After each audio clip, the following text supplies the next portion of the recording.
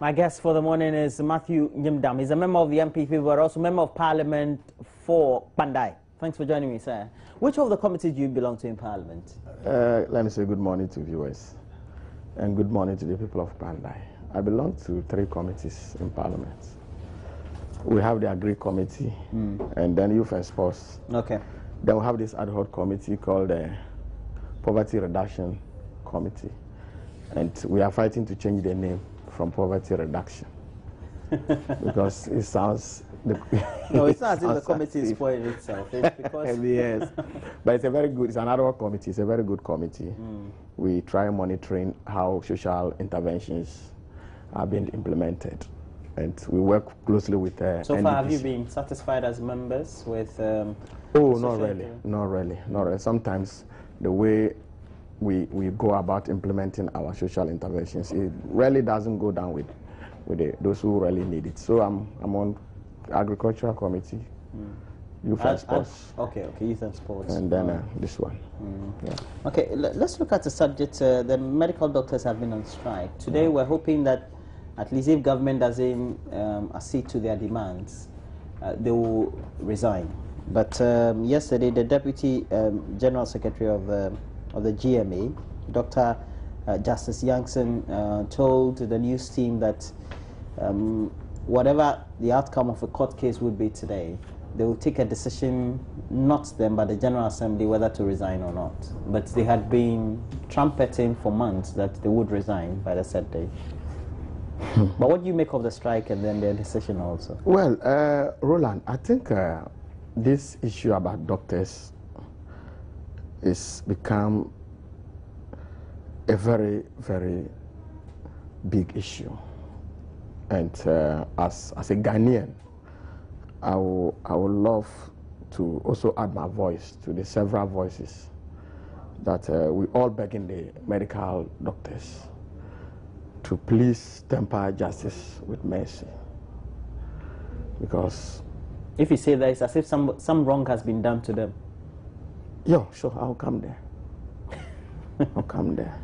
We need to please temper justice with mercy because I am sure for almost 2 weeks now, for death is inevitable. And I can't say all deaths that might have happened. I can attribute everything to their absence, not that. But there might be some that for some reasons, if they were around, I'm sure some people would have survived. But unfortunately, they are not around. You see, I am not also too surprised where we are today. Because if you listen to the medical doctors, and if you follow this issue, you will not blame doctors entirely, although they have some portions to bite. But I will not entirely blame them because they've started warning this government since 2014, somewhere October, November, about their conditions of service system. But unfortunately, as a government, we did not listen, or as a nation, we did not listen. And for that matter, I am not too surprised.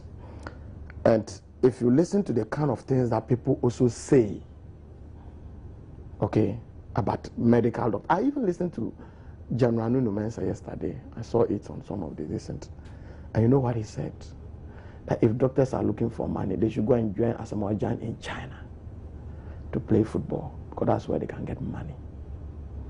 I'm sure he was one of those security advisors to the president. He was a former chief of staff. Former chief of staff. Of the Ghana Armed Forces. Ghana Armed Forces. If you listen National Security. If you listen to Adekoka, he tells you it's not just an ordinary man. I just want you to know those people. The shades of opinions. Exactly. Adekoka, who is the Greater Regional Chairman, tells them they can go to hell. We'll go get Cuban doctors to come and help, or come and take care of our hospitals. You listen to somebody like Amalaba, that are they going to open filling stations in their homes, demanding that kind of, well, are they opening filling stations? You see, when you talk like this, and to crown it all, if you listen to the president, who is the father of this nation, he's been given the opportunity and he's sworn an oath to protect every single life. Every single life, including your life, including my life. He's been given a sword as a symbol of authority to protect every individual. Okay. Then you see, we all talk. Doctors are doing, they are running essential services. Yes. You see, that is why we should be very careful as to how we go about this. You see, we are all rendering services in one way or the other to the nation, but we've attached some adjective, essential services. You see, and people will say, oh, this man is also a human being, this one is also working. But you have gone ahead to attach that word, essential. It means that you find them important. Good. So they are not claiming they are important. You said they are. You said they are important, and you recognize they are important. That tells you that how you deal with other sectors, you can't deal with doctors like that. Because if you do that, their actions are so, the negative effects are enormous. You see, and I was listening to the president just when he did some interview with, is it Unique FM or something? Of GBC. GBC. And you know, he was equating medical doctors to cleaners. Is that what he said? No. Oh, you didn't listen? No, I listened to him. Yes. What he said was... Yes. I want you to say what he said. Okay, what he said... you are a journalist, so that you can quote him right. Okay, you go ahead. No. I want to feed on what you said. Okay, what he said was that they do acknowledge that the medical doctors are important. Thank you. They don't deliver the health services alone. Thank you. That if they do, it means that if they do agree to their demands and accede to them, they are likely to have other paramedicals and even health administrative staff, and even made examples even up to the cleaners all coming to. Yes, but so, he didn't say that. Listen, we are talking about doctors on strike. Yes. Okay, and you are now giving some examples, equating them.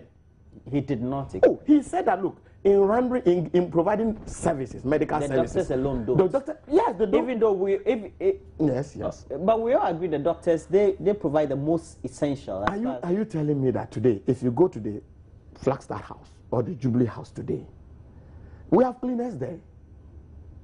Okay? We have garden boys there.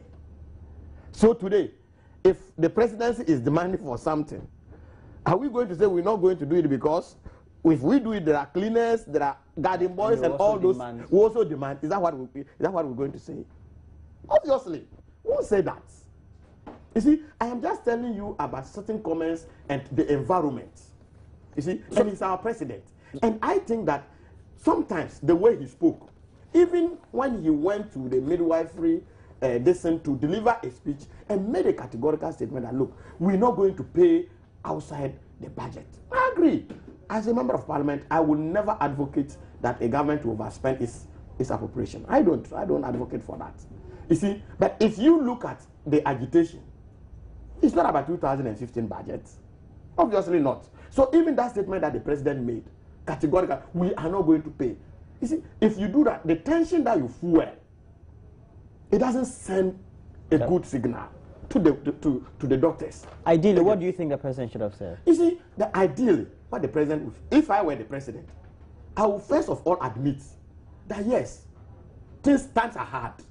I admit your demands are genuine. We are still going to negotiate with you, but unfortunately, our pers will not be able to support us. So you're saying that the language in which it is about the language. It's when you go out and you get something home, it is about what you put out there. When you go out and they slap you, it is about what you put out there. All is about the tongue. And I think that it is about how they managed the communication. That is why this strike has been so long. You see, I also agree with the president.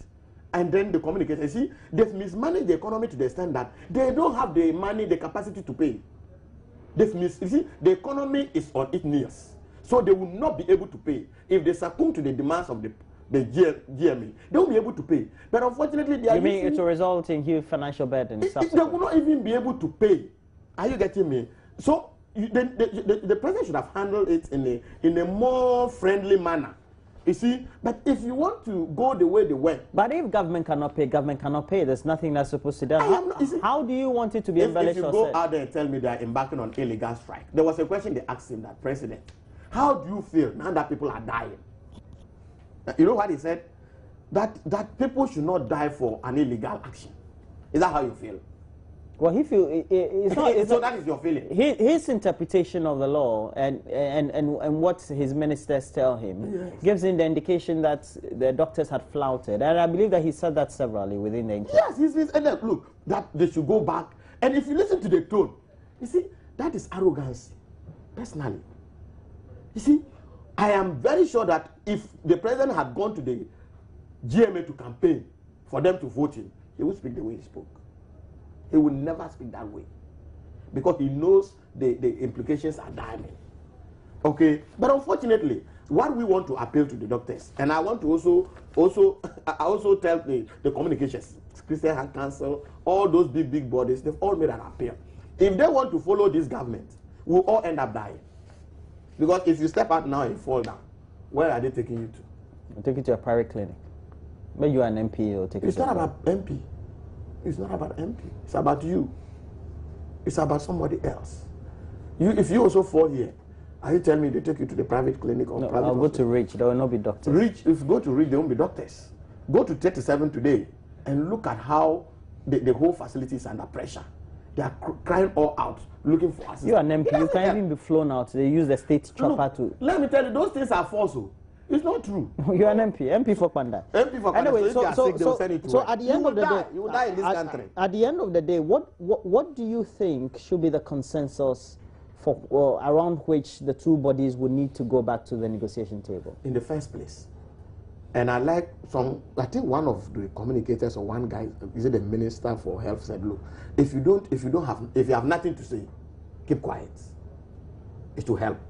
Most especially from the government side. Don't go talk anyhow. 2, GMA, that is the Ghana Medical Association, they should also, in a way, we want to appeal to them. All their demands are genuine. They're genuine? Sure, they have to go to the 100 gallons and things. No, listen, they are proposals. So if I propose this is what I want, it's a general proposal. The fact that I propose that doesn't mean that you are giving. So you're saying government's own proposition too is not genuine? It's not. They should all come. I've seen so many things that government also outlined. We cannot accept this. We cannot accept this. We cannot. This is what we can give. This is what we can give, and all those things. They are all still subject to negotiations.